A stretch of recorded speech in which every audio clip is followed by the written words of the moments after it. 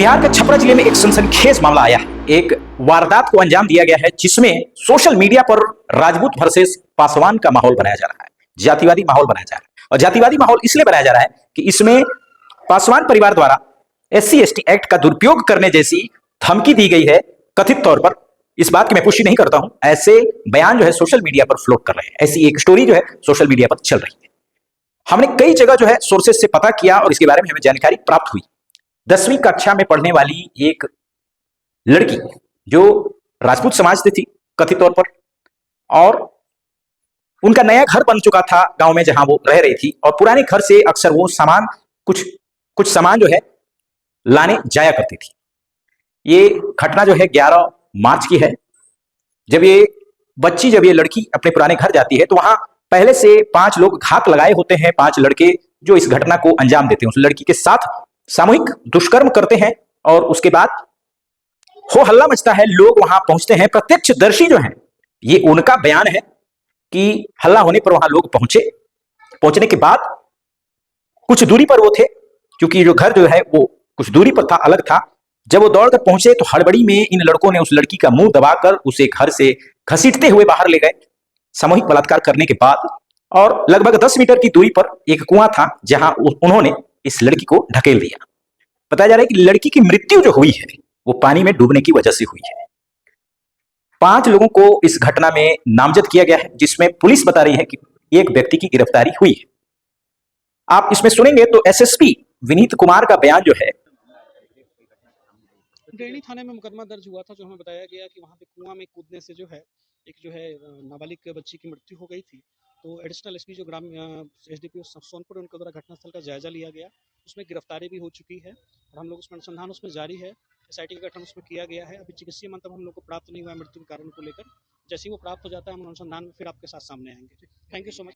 वो प्रथम दृष्टया इसमें ये कह रहे हैं, FIR दर्ज हो चुका है, 5 लोगों को नामजद किया गया है। SSP विनीत कुमार का कहना है कि लड़की की जो मृत्यु हुई है वो कुएं में डूबने की वजह से हुई है। अब इस घटना को क्या नीट छात्रा का जो केस जो पटना में हुआ, क्या उसी तरह इसे रंग दिया जाना या फिर एक समाज को फेवर करने का प्रयास किया जाए?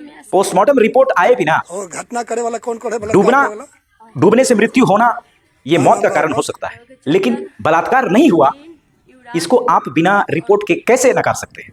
संभावना तो कम से कम पुलिस दर्शा सकती है कि इन चीजों की जांच हो रही है, या फिर ऐसी संभावना है, या फिर FIR में पीड़ित परिवार ने इस तरह के आरोप लगाए हैं। कम से कम इसको तो उजागर करना पुलिस की जिम्मेदारी बनती है, पुलिस का कर्तव्य बनता है। खैर, इस पर जांच चल रही है और अभी 3 दिन हो चुके हैं। एक व्यक्ति के अलावा बाकी 4 की गिरफ्तारी इसमें अभी तक नहीं हुई है। पुलिस की जो गंभीरता है इस पूरे मामले को लेकर, पूरे मुद्दे को लेकर, ये कहीं ना कहीं ढीली पड़ती नजर आ रही है और उनके कार्यशैली पर भी सवाल उठ रहे हैं कि आखिर अभी तक जो सभी नामजद हैं, जो सभी आरोपी हैं, वो गिरफ्तार क्यों नहीं हुए। ऐसा भी बताया जा रहा है कि जो आरोपी हैं उसमें से एक व्यक्ति ने पहले भी उनके घर में घुसकर इस लड़की के साथ बलात्कार करने का प्रयास किया था। जो पीड़ित लड़की की मां का बयान है, और पहले भी इसकी सूचना दी गई थी, कोई कार्रवाई नहीं की गई, और अब जो है ये घटना घट चुकी है। और इस बार एक व्यक्ति ने नहीं बल्कि सामूहिक बलात्कार किया गया है। इस पर जो है सोशल मीडिया पर भी राजपूत वर्सेस पासवान ये एक स्टोरी चलाई जा रही है, और सोशल मीडिया पर भी इस पर जो है युद्ध लड़ा जा रहा है। अपने अपने समाज की तारीफ की जा रही है, या समाज को अपने अपने समाज के लोगों का बचाव करने का प्रयास लगातार किया जा रहा है। कई आप सोशल मीडिया पर कई पोस्ट ऐसे देखेंगे, अलग अलग मनगढ़ंत कहानियां अपने अपने समाज के हित में, आरोपियों के हित में जो है फ्लोट किए जा रहे हैं सोशल मीडिया पर। इसका रुख बदलने का प्रयास किया जा रहा है। हालांकि आखिरी जिम्मेदारी जो है वो पुलिस की बनती है। सख्ती से त्वरित कार्रवाई हो और पूरी निष्ठा ईमानदारी से इस केस में अनुसंधान किया जाए। जनता की यही मांग है, इसको जातिवादी रंग न दिया जाए, बल्कि पीड़ित जो है उसको न्याय देने का काम जितना हो सके वो किया जाए, इसको गंभीरता से लिया जाए।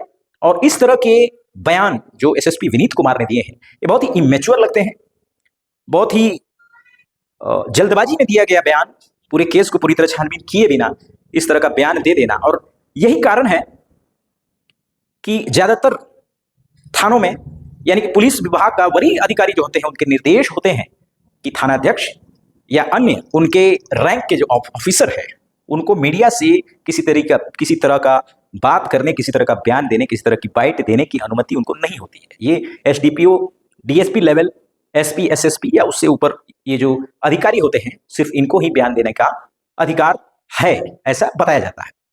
हालांकि ऐसा कोई नियम हमने नहीं देखा है, लेकिन विभागीय इस तरह का जो निर्देश दिया जाता है उस पर पुलिस जो है, जो अधिकारी हैं, वो अमल करते हैं और इस पर जांच की जरूरत है, बिल्कुल जरूरत है कि आखिर इस प्रकार सामूहिक दुष्कर्म एक बच्ची के साथ क्यों किया गया।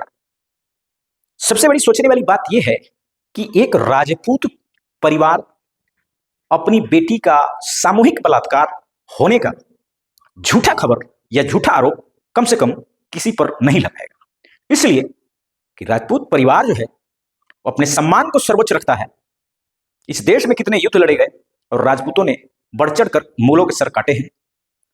इस देश की रक्षा करने के लिए हमेशा तत्पर रहे, हमेशा सीमाओं पर खड़े रहे हैं इस देश के जो सैनिक है, जो फौजी हैं। और इसलिए इस घटना की जो सच्चाई है उसके तह तक जाना जरूरी है।